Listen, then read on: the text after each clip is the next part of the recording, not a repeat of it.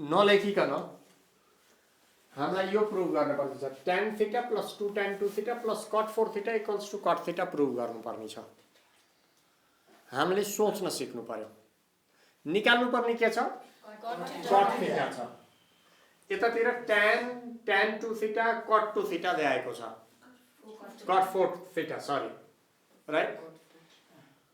अब सुरु कताबाट गर्दा बेटर होला यताबाट सुरु गर्दा बेटर होला कि उताबाट सुरु गर्दा बेटर होला थोरैबाट कम गर्नलाई सहज हुन्छ भनेपछि उतैबाट हामी सुरु गर्छौं ल लेखौं त पहिला LHS है सँगै गरौँ है what's going on here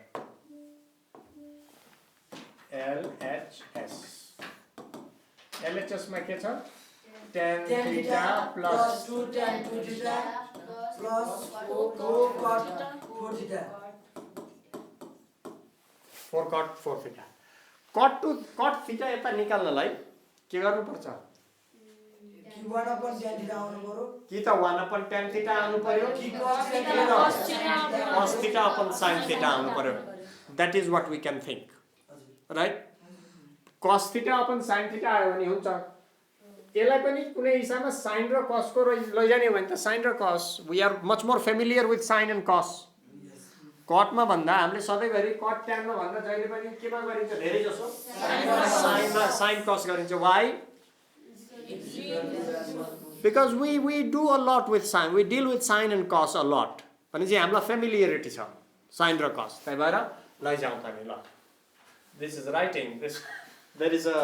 fly here writing on its own you see what is happening here there is jadoo here it's gone के गरिराखेको छ भन्छु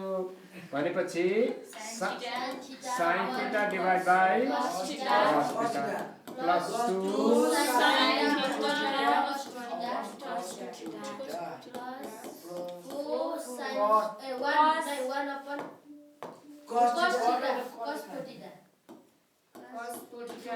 थोरै विचार गर बाबा sin 4 थीटा ठीक छ नि अब हामीलाई एलसीएम लिनुपर्ने भयो के लिनुपर्ने भयो एलसीएम लिनुपर्ने भयो एउटा सानो यहाँ चाहिँ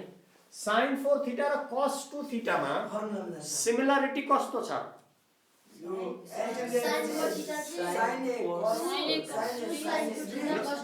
sin a cos we have no we have to think how somehow this one and this one can be written in in a much similar way उस्तै रूपमा लेख्न सक्यो भने त हाम्रो एलसीएम छोटो आउँछ कि आउँदैन हो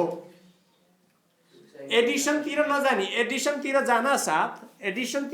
मुनि समथिङ प्लस समथिङ भयो भने फेरि एलसीएम ल्याएर माथि गएर मल्टिप्लाई गर्नु पर्यो मुनि पनि मल्टिप्लाई गर्नु पर्यो डिफिकल्ट हुन्छ हो के हैन त्यही प्रोडक्टकै रूपमा लेखेर सिमिलरिटी के ल्याउन सकिन्छ मुनि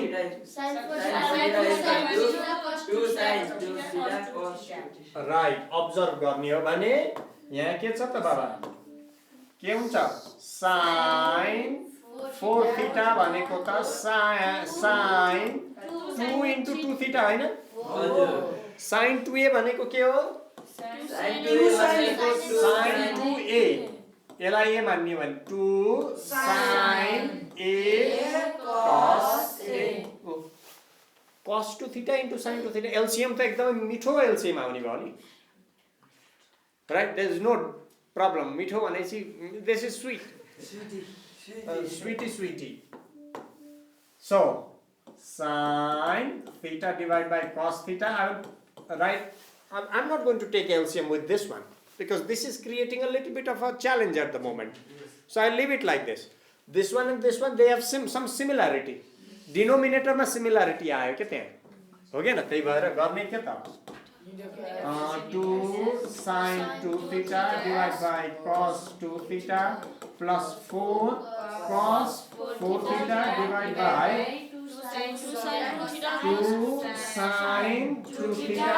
cos 2 theta यसलाई जस्ता तस्तै छोडौं अझै एक स्टेप गरौँ हैन cos theta plus यो दुईटाको एलसीएम के आउँछ 2 sin 2 2 एउटा आउने भयो cos 2 थीटा आउने भयो अनि sin 2 थीटा आउने भयो यहाँ के आयो cos 2 थीटा ले यसलाई भाग गर्दाखेरि 2 sin 2 थीटा बाँकी रहन्छ हो हैन cos 2 थीटा ले 2 cos 2 theta sin 2 theta lie भाग गर्दाखेरि 2 sin 2 थीटा बाँकी 2 sin 2 थीटा ले 2 sin 2 थीटा लाई गुणन गर्दा 2 sin 2 sin 2 theta into 2 into sin 2 theta plus 2 sin यहाँ त जस्ता तस्तै भयो के भयो 2 sin cos 4 थीटा ल हेर यहाँ त केही राम्रो मिठो चीज आइराखेको छ हेर त कुनै हिसाबमा sin theta upon cos theta plus यो त 4 दुईटैमा 4 छ हो हैन यहाँ पनि 4 छ यहाँ पनि 4 छ एलसी कमन लिन मिल्छ sin square 2 theta sin square 2 theta plus cos 4 theta divide by 2 sin 2 theta cos 2 theta भनेको के हो वेल अहिलेलाई त्यतिकै राखौं केही किन बेकारमा फेरि cos 4 थीटा तिर अहिले नजाऊ हैन पछि जान पर्यो जानी 2 cos 2 theta into sin 2 theta अब अब्जर्भ गर्नु पर्यो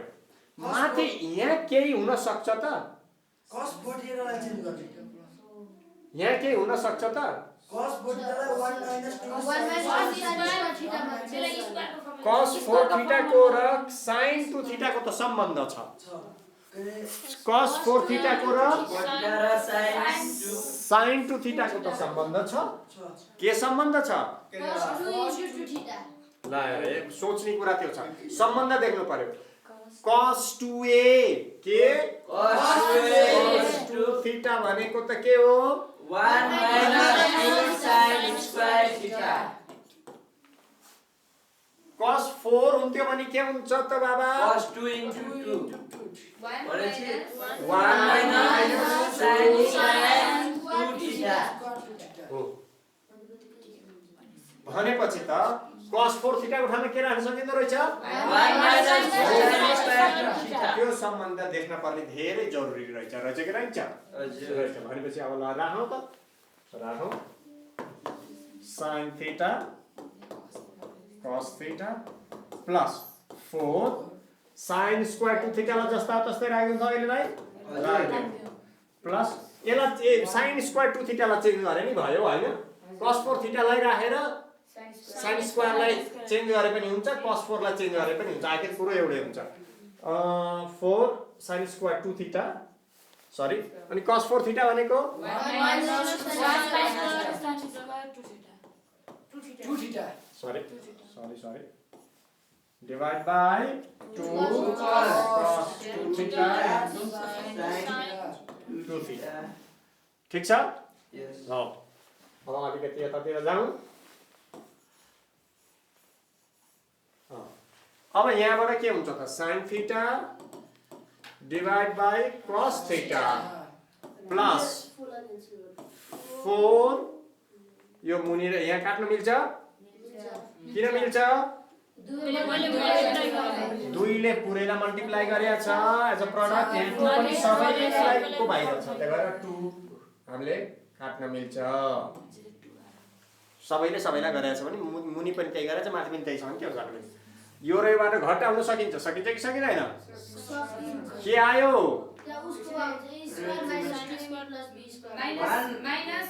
1 minus sin square 2 theta cos square 2 theta divide by cos 2 theta sin 2 theta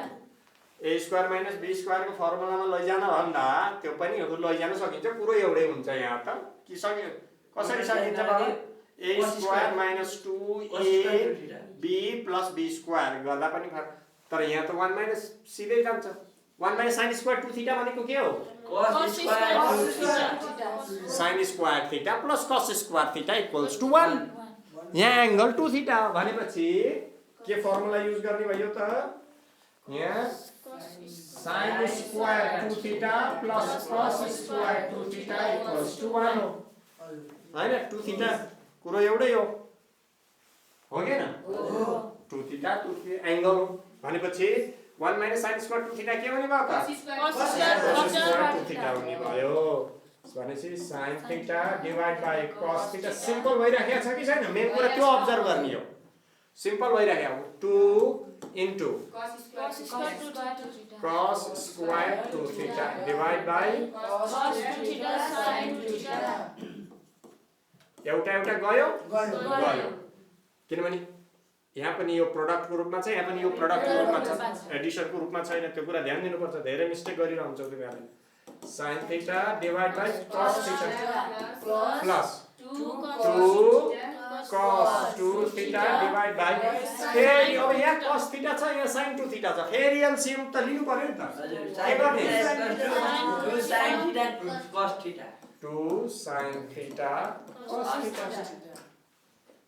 फेरि और के गर्ने भयो अब एलसीएम लिँदा भयो कि भएन के एलसीएम आउँछ 2 sin theta सरी 2 क्यान्सल गर्दै अब cos theta अथवा 2 क्यान्सल गरे पनि हुन्थ्यो क्यान्सल गर्ने किनभने गरेर राख्ने हो हैन चीजहरुलाई पहिले साफ गरेपछि राम्रो अनि यहाँ के भयो sin theta into sin theta plus 1 minus sin theta into sin theta गर्दा के आउँछ भविष्यमा cos 2 थीटा लाई पनि sin स्क्वायर को रूपमा लेख्न सकिन्छ अथवा cos square theta minus sin square theta राखिदिन्छु कुरो एउटै हो नि किनभने यो sin square theta minus sin square theta आउँछ त्यो त अलिकति दूरदृष्टि सरी हुनु पर्यो तिमीहरुको सँगै छ cos square theta minus sin square theta अब यो र यो त गयो हैन sin theta into sin theta sin square भनेपछि cos square theta divide by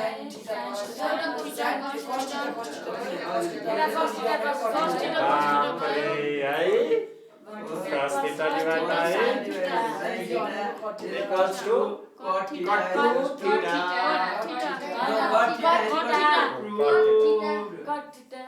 cot theta cot theta proof